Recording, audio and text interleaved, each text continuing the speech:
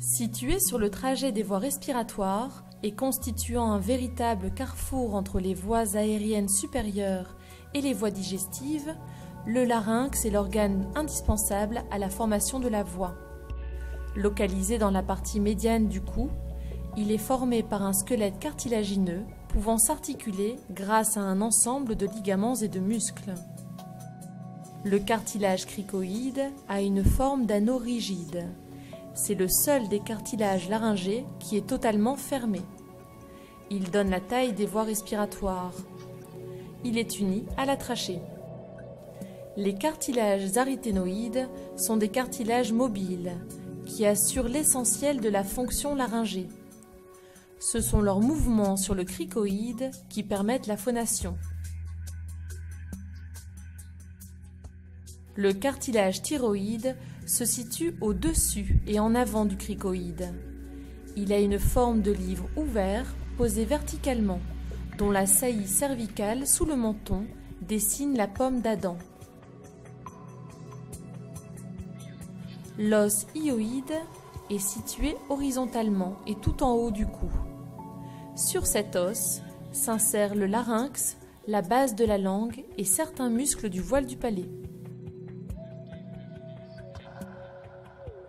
Le cartilage épiglottique, quant à lui, assure la fermeture du larynx lors de la déglutition. Il n'a pas de rôle direct dans la phonation.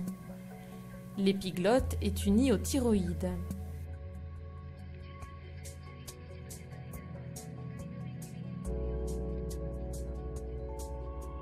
À l'intérieur du larynx, nous trouvons les deux cordes vocales, encore appelées plis vocaux.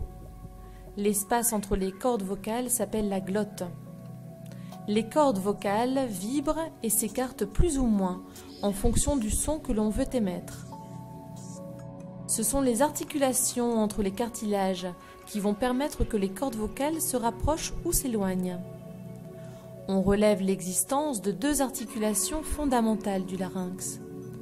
D'une part, l'articulation entre le cricoïde et les aryténoïdes, encore appelée articulation crico-aryténoïdienne. Elle permet le rapprochement ou l'éloignement des cordes vocales. La seconde articulation fondamentale du larynx est celle entre le cricoïde et le thyroïde, d'où son nom d'articulation cricothyroïdienne.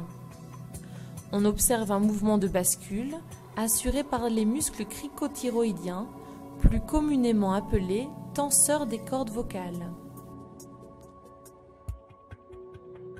Ce mouvement de bascule allonge les cordes vocales et met en tension le ligament vocal. Cette articulation participe à l'émission des sons aigus.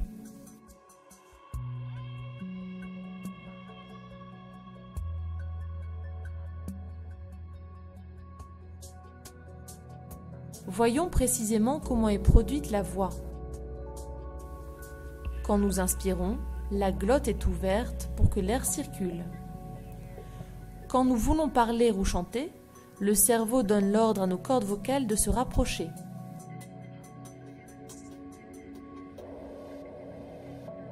Les poumons se vident, l'air remonte jusqu'au vibrateur laryngé.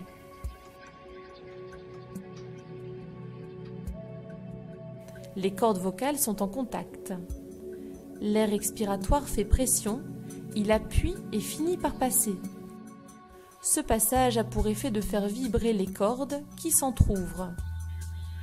Une petite partie de l'air, qu'on appelle puff d'air, s'échappe, ce qui va avoir pour conséquence de diminuer la pression sous-glottique.